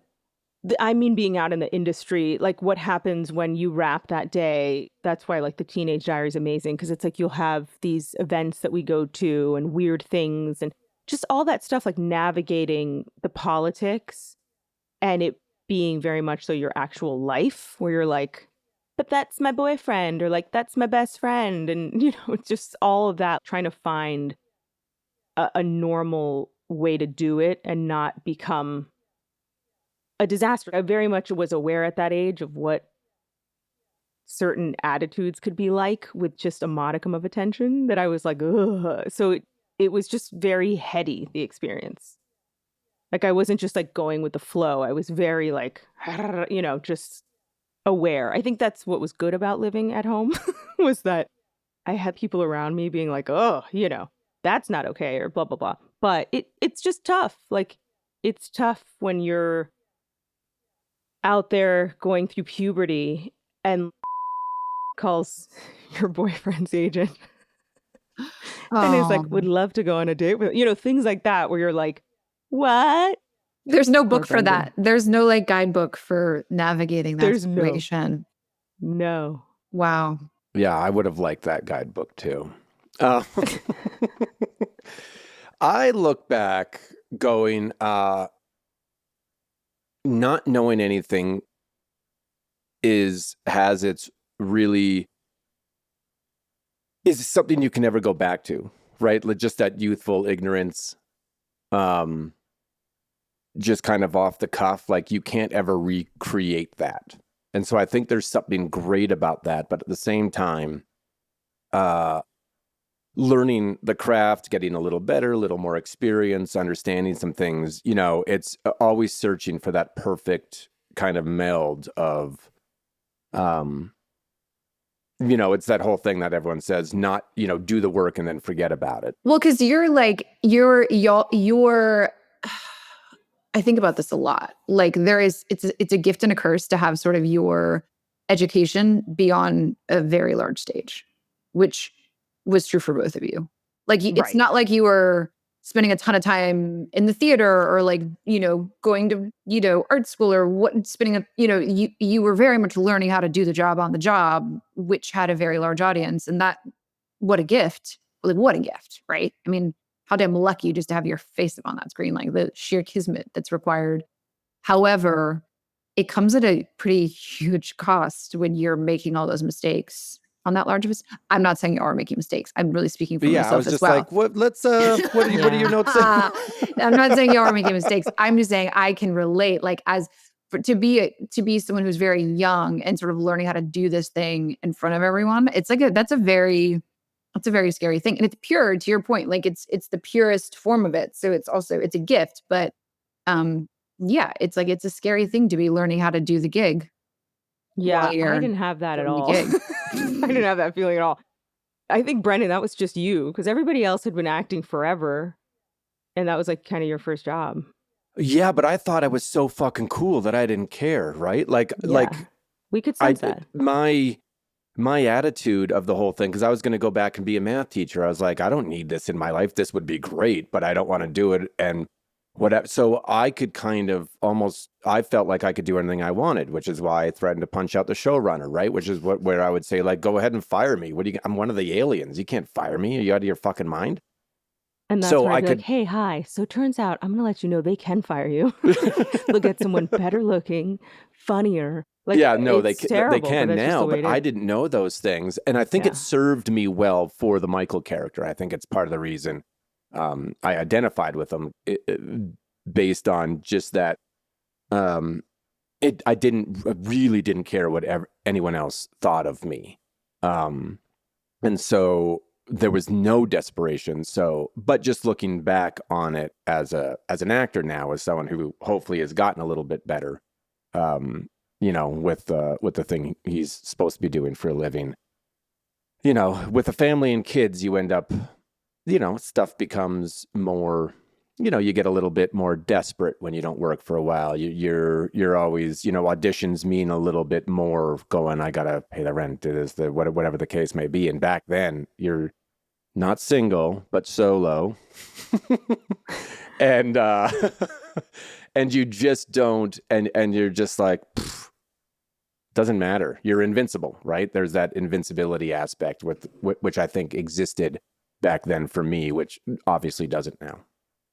Yeah, my whole thing was just social stuff. That's what was hard for me. The work stuff should have been harder for me, but I was like, oh, old hat. I thought you were, yeah. I think you're great. I thought you were. But it's just so looking back. What's funny for me is I thought you were that high energy, like in real life. Yeah, like I just thought, oh, I had that's a hard time with high okay. energy. She's got that thing going. Like that's part of her engine all the time, running. When I first met you, and I thought you did such a good job of it. Even while we were dating, I just thought that was easy for you. And now knowing you longer for 25 years, I'm just like, oh, this bitch is so low energy. This must have really taxed the shit out of her. What a the adrenals real phenom. Really took a hit because of that show. But it's true, it was so hard. I remember having to just say, please stop during a scene because like my character's so worked up and was like a real motor mouth. And I was like, I'm so sorry. Like, I just have to like stop the take. And like, I had to go into a corner and like summon some sort of spiritual energy to help me get through the take because she was so up, up. And I think that's the height of your teenage years, the end there, especially like as a late bloomer where you're so tired, like you're really needing to take to the bed. So yeah, that was tough.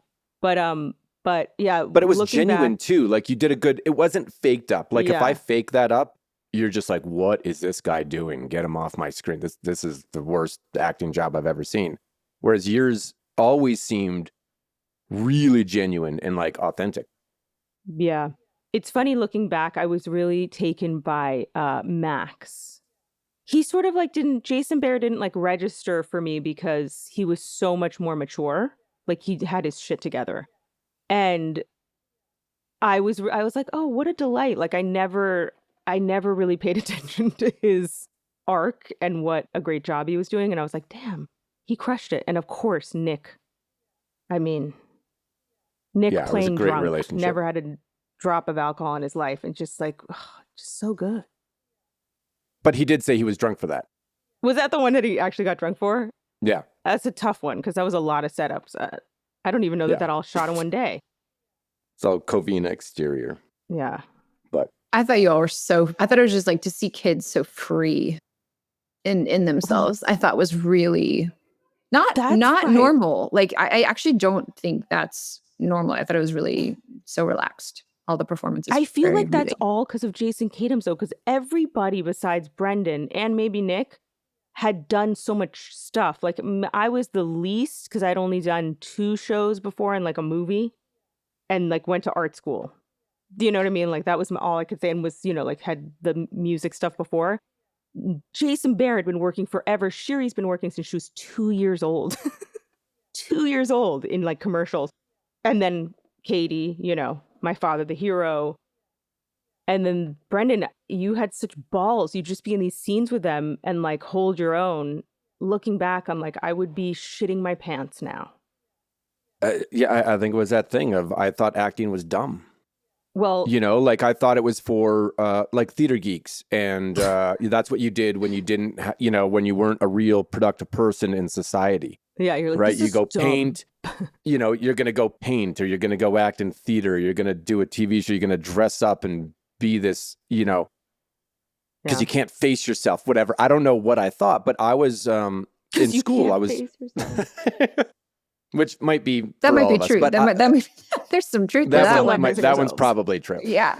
But I was I loved school and I loved academics, and I wanted to be, like I said, I was going to be an accountant, an actuary, or a math teacher is what it ended up being. But I appreciated the learning part of all of it. Even if I didn't want to be a scientist, it was just like, yeah, science, I'm fucking learning something. Like, this is what we're doing. And so this was all just play, and I didn't take it seriously. And now I've kind of gone on this rant before, but I understand how important the arts are. And you understand that, especially during a time of COVID, right? Where that's all you have. You don't have that. And so it's like, read a book, watch a movie, write a poem. We're not going to work to fulfill us. It might be fulfilling, but what fulfills us is connection. And I think that's where the arts are so important, is because someone else is telling you a story that you connect to. You read a poem that says something about your loved one that is, living or lost or whatever else. And all of a sudden you feel like, oh, this connects me to the rest of the world and to these artists. But back then I was just like, no way. I mean, What I took journalism. Way, I took journalism over theater because I was just like, yeah, but that's a great way to show up now, because this project, I would have shit my pants. I would not, I mean, when do I not? But like, I would have had to like start doing drugs. Brooklyn, just go with it. I mean, Adam Sandler, just so you know, is my everything. I mean, same. What the fuck was that like, showing up? Like, how? How do you... It was terrible. Yeah. I think when I was talking about y'all learning on a big stage and saying all mistakes, I was really talking about myself. It was, I had done like a pilot that didn't get picked up, and I had done a little couple of guest whatever things. And then I get this movie, and I wasn't as young as y'all. I was 21, 20. Brendan, how old were you when you did Roswell? You 21, you said? I mean, we shot in 99, so I was already 22. Okay. Yeah. I think I was 21, 22 when I did. Maybe 22 when I did Just Go With It. But I felt like a very new actor. And he's such a, oh my gosh. Like, I feel like he's really having a renaissance. I mean, people have loved him forever, but I feel like there's a real appreciation for him as like an artist now that I don't think really he was given credit for earlier in his career. And he's so worthy of all of this praise. I mean, he's just such I just absolutely adore him. I'm a huge fan of his, but doing that was terrifying. It was terrifying. It was, Nicole Kidman and Jennifer Aniston and Adam Sandler. And speaking of Crash Into Me, the Roswell book, Dave Matthews was in it. And I'm going to just put it on here. I am a huge, he could ruin my family. I'm a huge fan. And it's crazy. I would not be able to deal. I couldn't be able to deal. I couldn't. I was terrified. And looking back at the performance, it's a terrified performance. I wish I had you say this, Brendan, Majandra, both of you, you had this sort of feeling of I don't care. I'm just the sort of overflowing confidence, this inability to give a shit. And that has never been true for me. So I wish I had a dose of that doing that project. It was a ball. I absolutely loved it. But yeah, it was a really scary experience, not because of the people I was working with, just because of my own inner dialogue, Oh, yeah. And that's such a tough character to pull off. You're the woman. Yeah, you're the other woman. And to be coming out of the ocean woman, slow-mo coming out of the ocean. Slow-mo. It's slow-mo. Just yeah. And but do you take a look? do you though, as we get older, do you take a look back and go, "Fuck yeah, that was great"? Yeah, no, I had it all. Absolutely not. I can't. No, nope. That does not ring true for me at all. It doesn't. Really? No. Oh, okay. No, I wish I could go back and do that. I wish I could have myself in my body then and do it. I mean, the fact that you are sitting here watching this show back and discussing it, not only that, but reading journal entries from that time, I could never. Do we have one? Yeah, do you have one? Oh, from this guys, episode? this is a tough one. Now, here's the problem. If I could just say as a disclaimer, Brooklyn, he gets shat on so much because I can't read the good parts. So you're only sharing the cannot. worst. You're sharing the worst of it with us. I simply cannot. Okay, so I only get these bad parts. The good parts are so sweet. Well, but they're bitch tits just Fehr's up for it. not. Let's do it. This is so, Brendan, this is so unfortunate, but this seems to have overlapped during one of our greatest infamous experiences together, and that is and this will be redacted, the party. Oh, right. I'm so sorry. Right. Ready? Now, before this, in this page, there's positives, okay? I love that you cleared your throat. He's like, but we're not going to read those. We're not going to read we're not going to start. We're not going to read that. It's too much. Every other word would have to get bleeped out. I've never seen this journal, by the way. Oh, yes, you have. I've seen it. I've never read. I know not one word of it. So, of course, you're not going to read. There's so embarrassing things, too. So many UTIs. Okay. I'm kidding. Okay. Last night, we go to this redacted party, and he basically ignores me to talk to the head girl of the magazine. I love that that's what I call it. She was drunk all over him and ready to just get down. I end up leaving because I just couldn't take it. Well, turns out he took her home and she tried him. I use the word and whatnot. I'm having such a dilemma with this that I've rolled right past the more important issues, which was the glowing reviews before. What was the whatnot? And whatnot? That she tried him. And whatnot? And whatnot. I don't know, Brendan, you were there. Speak to this. Well, it's funny because when Zoe was on, we discussed this as well. Mm-hmm. So this is an Esposa interesting bubble of sorts. Oh, wow. That's beautiful. Yeah. I mean, long story short, there was I don't know. I hung out with her the whole night. I was not interested in her. I didn't know. I'm the guy that goes to a party and I'm going to find, hilariously enough, I'm either going to not talk to anyone or I'm going to go find someone that's not my friends who's new to meet someone because it's interesting to meet people, I guess. Spent a little too much time with her. She got hammered and I drove her home in her car because we were at the valet together. And then when I dropped her off at the apartment, then she tried to get me in there and me, and as Majandra said. And I stayed out of the hallway. I then left, walked back to the original side of the party, because I didn't drink at this time. Walked back to the original party, and then which was like a mile or 2 miles back there, because there was no Uber or Lyft, and taxis were just too expensive to me. Taxis is real weird. It's also hard. So how do you get one back then? Yeah, and didn't have a cell phone, so I would have to go into her apartment to call, and that would have.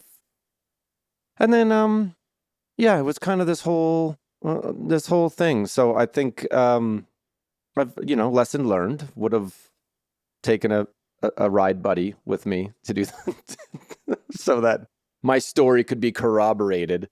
But I thought I was doing a good thing, and I would put myself in positions of thinking that my good intentions would override whatever it looked like. Mm-hmm, mm-hmm. And now being older, I'm just going like that doesn't cut it. Well, it's also funny because he was at that age, Brooklyn, where it's like he didn't understand. It's always these like older women, that he thinks are just like having a conversation, and then like they think they're dating, or what, they think they have like that something's happening. And I think it's a mix of like him not understanding that yet, kind of being like fresh off the boat. But then at some point it's like, you've got to realize that this keeps happening. Fresh off the boat. We need to not put ourselves in these situations again. So you two were actively, you were dating at this point in time during this episode. You were together. Yeah, so Yeah. what it happens before, which I don't know if I'm allowed to say, so we might have to cut it out, is before this, we both lose our virginity to each other. Because She takes mine. he took my virginity. Excuse me. Okay. Oh, So, it was like really sweet dating. Worse. I felt I'd waited a very long time. well, Just throwing these men off, for 19 years. And Brendan had very much intentionally waited, which was such a foreign concept to me coming from Miami. Yeah, I was like, I'm didn't. sorry, Mine whole was no sex before marriage. Was what I. So then. Anyway, we get into this situation, and it's like we get to a party. He's not paying attention to me at all. I'm like kind of fending for myself. And he's just in like this booth with this woman with like a fur coat. No joke. It's like I a will say, world. looking back. By the way, her and I are friends now. you'll tell me who it is after. She's so great too. Go ahead. Sorry. Go ahead. I will say, looking back at it, there might having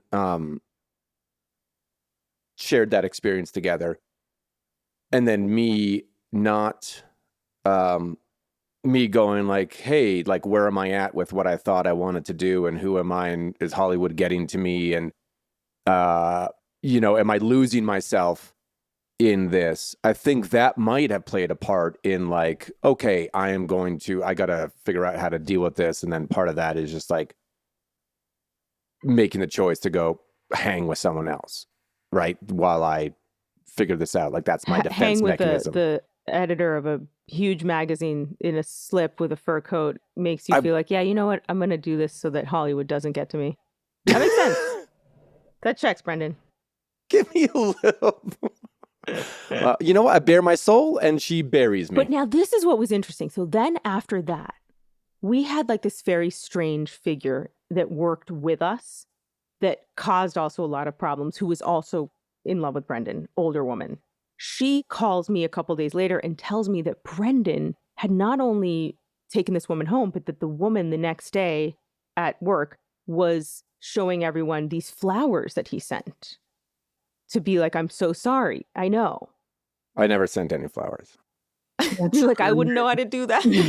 I mean, truly, in that time, I wouldn't have known how to do that either. Yeah. But, it just shows like how muddled these things would get. And that's so hard, I think, to navigate at that age. You're like, but you've also like, you heard the real story from her now that you know her. Which is so great. She's like, I get there and I realize, he doesn't want me. I'm just so drunk. But then she does hold true to the flowers thing. Oh, which is tough. I know. Maybe she had like a one secret admirer and thought it was Brendan. Like maybe they were anonymous or something, and she assumed. I was like, "There's no way he did that." I mean, is there a chance that I did to kind of be like, magazine editor? I don't want to be in. I don't want to do anything to. Yeah, maybe like, hey, glad you got home. Like, everything's cool, right? Like, I'm trying to make her feel better for. Is there a 10%? But that doesn't track with where my head was at during those days. Wait, let me look. Oh yeah, no, there's not one time that you sent me flowers. Oh. So, but tell me, how did you find out about this, Majandra? How did you find out? Did Brendan tell you, or did you find out from the friend? Like, how did you find out? So I found out from the person, like the sort of figure that was tricky in our team, if you will. Yeah, that's how I first found out, and then he ended up. I think I like said something, and then also our friend told me too, not in a bad way. He was like, just so you know, like it was almost like standing up for Brendan. Like he went home. It was like somehow. I don't think I would have kept that a secret though. Yeah, I mean, like I said, my good intentions, like I could put myself in the most precarious, and I was like, I'm going to do it. I don't care what people will think or say because I know what I'm thinking in my head. And I'll just tell them that after, and that's good enough for me. And yeah, it was a real... it was like savior work, that like just totally maybe a little bit, yeah. slapped you in the face after. And the irony is like her and I ended up taking this trip with a bunch of other people for like 7 days in the Bahamas, had the best time ever. And she was a hoot and was like, yeah, that I always find myself in that situation. Like it was just really like so cast off for her. And from there, like a friendship blossomed. But at the time it was like, oh my God, just the most devastating thing. And I could see that now. Like looking back, I'm like, oh, you're a fucking moron. But what am I going to do? It's funny because looking back, I'm like, so what? Who cares? But Did it when you have care, to- you care. Did it, like at the time, was there a real cost to this experience? Like, did it affect your There relationship? were so many of these, Brooklyn. Right. I mean, Okay. Yeah. So it's not really affecting work. It is, but you're like, it's another, it's it's totally a Tuesday. Yeah, I guess it's like almost helping work. It's like keeping things interesting as far as like acting motivation, which is always helpful. Real emotion on demand available. Emotion with detail. Emotion with so much detail. So it was, fine, much but at the detail. time it was terrible. You're a kid. You're just like, I don't want to go to work today. I'm going to have to see him. And then no joke, like a day later, you'd be like, we're back. Just so happy, so optimistic. Everything is like roses. It's just wild. But you weren't I feel bad talking for the about crew. this at the time. Were you, was there, like, how open were we with communication during this phase of life? We would tell some people, but the whole crew could totally tell. And that's what's so funny. It's like we thought we were being all... But are you talking about with each other? Yeah. I mean, a lot of talking. Oh, yeah, I would hear it. She did some most of would the say too talking, much. and then I would just be like, I don't know what you're talking about. They'd be like, what's the problem? Well, it's like, I just drove her home, she was drunk. Like, what do you want? Like, I couldn't, I was incapable, I think, at that age and just where I was of looking at the other side of it. I could, not because I didn't want to see it. I just know where I was. Like looking back, I look at all the things I did and none of them were awful, right? None of them were, they were awful in terms of, obviously they're going to take a toll on someone, right? She's going to write shit in her journal. We're young, we're impressionable. Like you mentioned, scar tissue, like that could really, we're going to be memories to each other. We're going to be each other's firsts and we're going to build other relationships based off our experience on those. And she's going to treat, her next boyfriends a certain way because of the way I was. And I'm going to treat my girlfriends, because of the way she was. And that could be good or bad. And so, but I didn't know that back then. I was just like, nothing mattered, right? Like it all mattered, but nothing mattered at the same time. You're like, this girl's drama. Yeah. I was just like, you're just so dramatic. I was just like, just let it go. I was just like, I didn't have any capacity to have, I was being true to myself and it's not that I wouldn't listen, but I don't think I had it in me to see some of those things because of, I don't know why, but yeah, would you do and say some things differently? For sure. But that's kind of what makes it fun too. And it's good to be doing something like this where now we can laugh about it. Are you saying, Brendan, it's pretty fun. It sounds like, I don't know, you said did you completely lack empathy at this time? No, I don't think I had empathy for those I thought deserved it. Gonna be honest. Not everyone deserved it. Sure. Wow. Sure. Yeah. Okay. Right. And Are we that's changing still, ground? Yeah. It still kind of tracks, right? Because you're not going to feel, everyone does deserve it. But but some people, I don't want to say don't deserve it, but it's like, there's also, tough love is kind of a word that's thrown around. There's also something where it's like, dude, you got to get your shit together first before we can start working on, that's for me too. I need a hard lesson. I need a hit over the head, and I don't need empathy at that point. The empathy is being there for me after you smack me upside the head and go, how are we going to figure this out? So I don't know, but we all have our line of who deserves empathy and when we give it. And my line has grown, but I think it's still behind other people's lines where I'm just like, sack up, dude. Sorry. Like, yeah, but we got to get this thing done. Like, I don't know. That's cuckoo. But this is what I will say, okay? And this is not, it's totally still unacceptable. You know, like these, whatever, having a boyfriend that if you were to constantly be that guy, like that, of course, would be unacceptable. But it is, I will say, the way that these boys, these men, period, get to walk through the entertainment industry, it is so hard when like everyone is licking your ass to have like the girl that's like more of like the boots on the ground. That's like, hey, here's what's actually going on. Puncture that bubble. It's so unpleasant. And I feel like that is what happens, where it's like, hey, you know that publicist that's being so nice to you? She's actually making sure that I'm uninvited from events so she can go with you. That you don't want to hear that. You're like, oh, but Kelly's cool. Like, I love hanging out, whatever. You know, this is just an example. Like, I think that at that age is such a hard thing of like a wet blanket, like bubble burster, that people do a lot of mental gymnastics to like not have to be down there, brought down to that like bummer of a level. Yeah, Majandra will she'll still kind of tell stories and say stuff, and I'm like, there's no fucking way that what? I was like, they made you do or say that, or like when you know, like when they made you wear, not that it's the biggest deal, but they're like, hey, wear a tank top without a bra underneath for the audition. I'd be like, what the fuck? Oh, well, I was like, no. And she was like, yeah. And I was like, did you do it? No, but it's just like, yes. Still didn't get it. Of course. It's such a wildly different experience, you know, between men and women that I don't, like, as a boy, you don't even know your own experience. Like, you can't, you know, whatever, white privilege and then straight male privilege and all that stuff. And like, you don't know that at that age. And so now I'm starting, you know, now you recognize it, and then you're going, holy shit. Yeah. Because I got 3 daughters, I got a wife.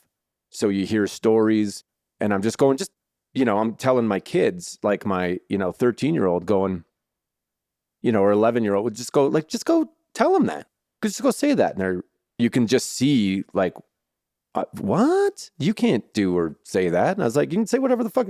Yes, you can. Right. And it's still and just so you know, when you do, you become the drama person. So you might not want to tell them to say that. At a cost. It comes at a cost. I know.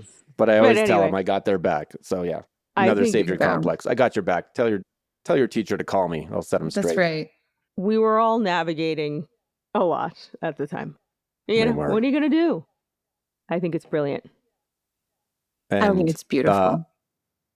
What a time. At that, we've kept you for a very long time. I know. Thank you so much, Brooklyn. So this was amazing. That. I will tell you, you have been our best, most well-studied guest, besides Jonathan Frakes, who directed episodes. Just because I watched it? People watch it, and they have their notes, but this was... Yeah. Some things were seen. Mm-hmm. We were certainly seen. Well, sorry, I didn't mean to compliment you. I was just spitting facts. Yeah, don't compliment her. Don't compliment. She doesn't like compliments and/or reviews. Just don't talk to me. Sorry, don't want anyone to talk to me. What am I doing? I have all people know this. I don't want either. I really don't want either. I love talking with the two of you. I'm such a fan of both of yours and this. And I mean, you have been obviously working on like this for a while, but to see it come to in this sort of medium is really fun for so many reasons. And the fact that you have a journal, by the way, not for nothing, and I'm sure this has come up, but like my journal entries when I was your age did not look like this. They were all like bubble letters, and like what you were writing was so, you know, it's funny. It's like, I know there were things that you've said that make you cringe. I know that, but it's who you are now, like in the best way. Yeah. Like, I think honestly, some of the passages, I was like, oh, this person's like sees things much more clearly than I do. And that's tough. She's so clear, not in the sci-fi way, but like that version of you is so... now, towards the end, I do go clear. No, as everyone does in the industry at some That's point. No, right. but it is interesting. At the end, I have a very succinct, like, focus thing where you're like, whoa, like it's, and then clearly after then I started drinking. But like, you've never it's lost never been that yourself. clear. You've never lost yourself. Like the person who was writing these passages is you, just, you know, with a little less of a experienced view. It's so incredible. Whereas like, I feel like most people will look back and go like, I don't know who that person was. And Yeah. whether you love him or hate him, I don't know who that person was. And like, it's totally, it's amazing how you were writing at that age. We also owe you, well, Majandra's already thanked you, but I haven't personally. You were a part of the Baron and Toluca universe. Don't I was. thank her too much. Yeah, I know. I mean, yeah, Brooklyn... thank you. Fine, just no compliments. Okay, thank you. Thank you, fuck, that's right. Just no compliment. Yeah. Thank you well, for go. Yeah, being we'll go. From the screw beginning. Yourself for letting us use your place. Oh, the house too. That I forgot about. The house was one of the key things. Well, in the story, it really is. And you would wear the socks. The socks. I got a hoodie. Rock the merch. Socks. I love the merch. You know what? I still love those socks. My son actually steals them from me all the time because it has your faces on them, and he loves them. He thinks they're so cool. Well, we'll send you some more shit. Yeah, he loves them. I'll take it. Thank you so much for coming on, Brooklyn. This was a real delight. For me, it truly was. It was great to finally actually kind of meet you. Thank you so much. After all these years, it's nice to meet you. Thank you for having me. What a wonderful guest. Such a wonderful. Listen, that's why I'm married to her. A real delight. Mm-hmm. You know, well read, well versed in the episode of sorts, as much as you can be. Just jumping into season or episode 14 or whatever it is. Yes, very astute. Yeah, took it seriously. Loved that. What a curveball. Yeah, we're not used to that. We're like, oh shit, we gotta take it seriously. Oh. We don't even take it seriously. Yeah. But yeah, she, heard a lot about her, obviously. Part of, like we said, the Baron and Toluca world, where we got to shoot the flashback scenes at her place. Mm-hmm. And so, just a real, I don't know what to say. Real gem, that one. Yeah. She's great. And I love, she's just a straight shooter. That's why I love her. Yeah, but her insights too were also very, very good. Just, hearing obviously your guys's, experience and her experience in terms of being new and I guess, I don't know, womanly stuff? Being a woman in the world? Womanly, I like that. All that woman stuff. But yeah, a woman, we're having to walk through the world as a girl. It's just a girl. And then with her resume, obviously, of like Sports Illustrated, swimsuit, and all that stuff, it's, that's...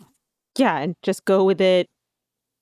I mean, the amount of things that Brooklyn has done. She also created this crazy algorithm app that was essentially the share closet from Clueless, but on your phone, where it would just inventory all the clothes you own so that you could look at your phone and put outfits together and not have to look through your closet. I mean, obviously you can look through your closet, but meaning, and just, a woman who never ceases to amaze. That's awesome. I know. We're like, what's an algorithm? You know how I feel about apps, especially the calendar. He loves mozzarella sticks. Favorite. I don't like the apps. You don't like apps? You're on one. Oh, doesn't he? This is straight I know, to the meal. I mean, they're necessary, but you know what I mean. You're saying you don't like software? At the very least, this podcast will be you just, working through some things.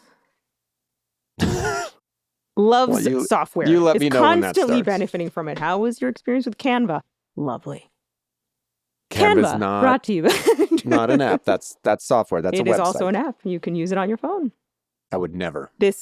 Hers was an app and a website, but it was, software she created. Anywho, I think I'm not anti-technology, but I think people become anti things when it scares them or they feel they're behind. That's true. That could be Much true. like your anti-empathy. You're just worried that you're not the king of it yet, but I find you to be very empathetic. So. Oh. A comment thrown my way. A comment or a compliment? I couldn't hear. Compliment? I don't roll the tape back, but I'm going to say compliment. Okay, no, I just couldn't hear. I said comment. Oh, you did. Either way, I knew what you meant, and I'm full of compliments. Just ask me later. Gotta think on them. No. But yeah, that was fun. That was a tough. I felt bad again. Tough journal entry, but I think it's great. Good, nice lesson. Yeah, well, for the youth. yeah, it was kind of clearly it had an effect on you because, well, because, it was a repeat of the Zoe one of sorts. That's fine. I mean, we're going to have the same stories. We don't really have much in our history, Yeah. Just basically poor. Also, poor. You obviously you pushed her to shoplifting. We've got to start that rumor just to keep you relevant. Anyways, we'll figure that out. Because other than that, you kind of die away in here, Brendan. On purpose, though. Very intentional. Oh.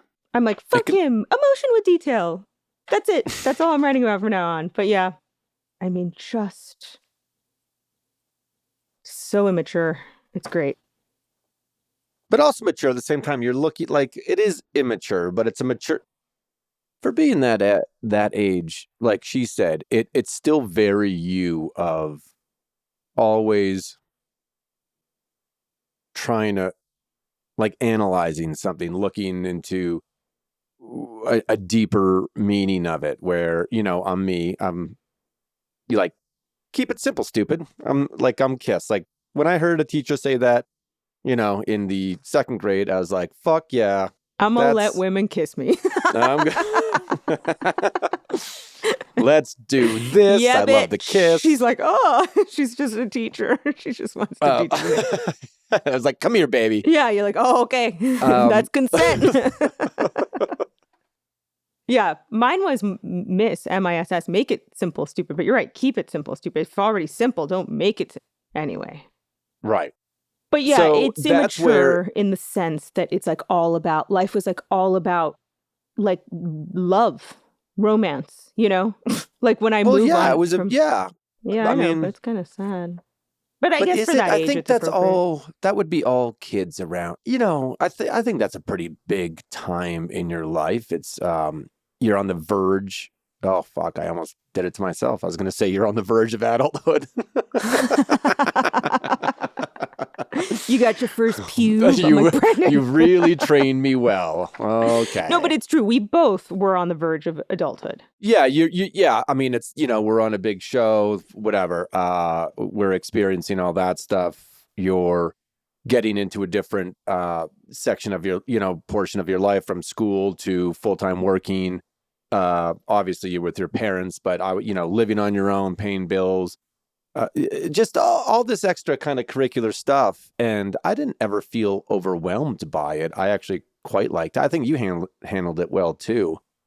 I think we all did on the show for the most part. I don't think anyone, kind of got out of control in any way, shape, or form. And we all had our ducks in a row for the most part. But it still is, looking back, like I always said, if I hadn't had the upbringing I did, which was basically my mom, if I hadn't been grounded in my, especially in my faith, in my belief, I think I would have gone on a fucking ride. Wow. Like I would have been, only because, and we've had this conversation before, where do I not do things out of, I'm just not allowed to because of what I believe? And if I didn't believe that, I would be robbing banks and, pillaging villages or whatever else. I don't think so. I still think I have a sense of ethics and morality and a little bit of empathy going back.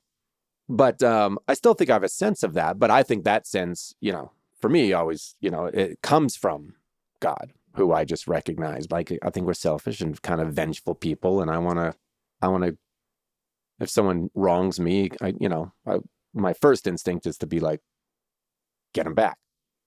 And I think that's where a belief system might come into play of like, okay, no, I can't do that. That's a big, long ramble. No, I was going to say, right, because it's an eye for an eye. Like, just totally. Well, but the eye for an eye came around. What, someone told me came that around because people were doing heroin. No, Kidding. the reason that was because someone would steal something, right? And Justice. then the punishment was way more severe because it was based out of that anger, right? So it wasn't just justice, it was like vengeance and revenge. Right. So they would do something small and you would do something bigger to get back at them because of that. And so what was then put into place was, no. You can only get an eye for an eye. You can only get a tooth for a tooth. You can't go above that. So that was more to keep it in check. It wasn't suggesting, there you go, teeth for teeth. It wasn't suggesting taking revenge. Yeah. It was more of a fairness and equity in the punishment. Right. Little theology. I mean, I feel like my whole thing was just always based on like feelings, and like I didn't like to have my feelings hurt, which who does? But it affected me so greatly that insight into Majandra. I hated the idea of inflicting pain on other people. So that was always my big thing. And then I think also just at this age, I was so fixated on true love and starting a family eventually, like a really purist sort of impossible thing that you're navigating in that industry. All of that with that on your plate is tricky. It's kind of like, relax, Majandra. I was way too young to be thinking that's what I needed to focus on at that age. So of course you're going to take things so much harder. Things felt like so much of a bigger hit. Whereas now it would be so fun to be like, hey, guess what? None of this time is about that. But what else would you be doing? Because I think that's where me and you find a real common ground. What else would I be doing? You're like, besides adoring me.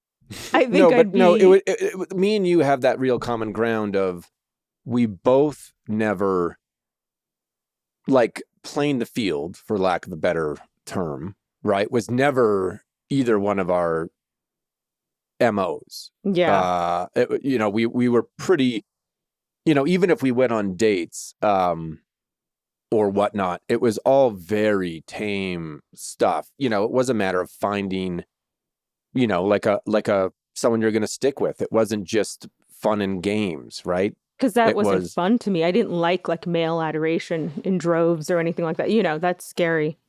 Yeah, and you were thinking family, right? There was a longer... Yeah, like safety. Yeah. And, and as we've said, I've said before, like, I thought I wanted to be married by 23 so I could have, kids young so that I would be, when they got older, I was young enough to play with them. And you've kind of said that same thing. And so I think that's where we both, even though I was an idiot of a boyfriend a lot of times and I didn't have like tools and, I wasn't developed, on an emotional level, I think, like I am now. But I still never was not the one trying to fuck anyone over or get in someone's pants or anything like that. You know what I mean? So that's where we found, I think, that was the safety. Even though I might have, kissed women on the lips and sat at a booth with them. It was still all very innocent. Even though some other women thought you were fooling around with them. Yeah. No, yeah. I think that it's one of those things. I think what I'm saying is that, like, if I was safe, you're fine, you're safe. You don't need to find safety in this young guy. Like, ease up on the pressure of needing him to be someone who keeps you safe. You're safe. You're at home with Mary and Leopoldo. Like, you've got your Pekingese. Nothing's going to happen to you. And I really do think a lot of it came from needing this figure to protect me and like stick up for me. And it's like, bitch, you can stick up for yourself. Yeah, I like it. I've never known a person more mouthy and confrontational than what I was capable of then. That it's like, what are you scared of? Yeah. Really, what was I so scared of? But yeah, I was scarred. But you don't know at that time. No, you don't. It's a little different, but well, I mean, yeah, a great fucking episode. So good. So cute.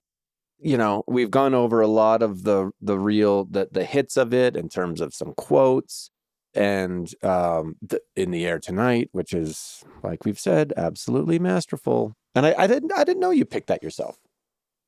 Maybe I did, we had but I didn't a meeting. recall. We got to pick a few options, and then they were going to get back to me. But yeah, it's interesting in this episode, in the sort of theme of like when you're young and wanting to feel safe and secure. That was so evident to me. I just wasn't paying attention at the time, clearly. I was too busy trying to spell that he was so that she I didn't realize how much Max Wait. withheld. You were trying to spell? Yeah, like meaning Just words in general? I mean, by the looks of my journal, 100% there was a spelling issue. But yeah, Max was so like holding with like where he was at with her. I had no idea it was that bad. And was like, oh, shit, that makes sense. And Yeah, Liz, what a badass. She really had a confidence that most girls, I think, would have been like, oh, like so devastated by the ups and downs. And I think she was. I just think she was, again, they were the more mature responses to each other, even in an immature way, right? But the way it came out was measured. Yes, right? They always made sure composed. they were measured and composed. Exactly. And, Michael and Maria were a little less so. And that's what makes the show fucking great. Yeah, it was so great. When she finds those three men in her room, the way in which she just takes a breath and then like takes control of the situation without it seeming controlling, I was like, damn. Oh, she was definitely the boss. That's high school goals right there. There you go, ladies. Watch that episode for how to handle shit. How to handle a bunch of men in your room. Exactly. Talking about thruples. Anyways, all right. Well, let's wrap this up. Yeah, that was fun. Another beauty with Brooklyn. Thank you so much. Thank you, Brooklyn. Blind date. Thank you, Crash Into Me, The World of Roswell, Robin Burnett. We'll always say that. And thank you to Stephen. And Stephen. Fucking A. All right. Well, till the next time, Nanu. Oh, boy. Is this your new sign off? Because I am not signing off on that. All right. Bye now. Bye. The X-Files with Majandra Delfino and Brendan Fehr is a production of Portholes Inc. Media. Edited and mixed by Stephen Wells. Theme music by Fred Corey.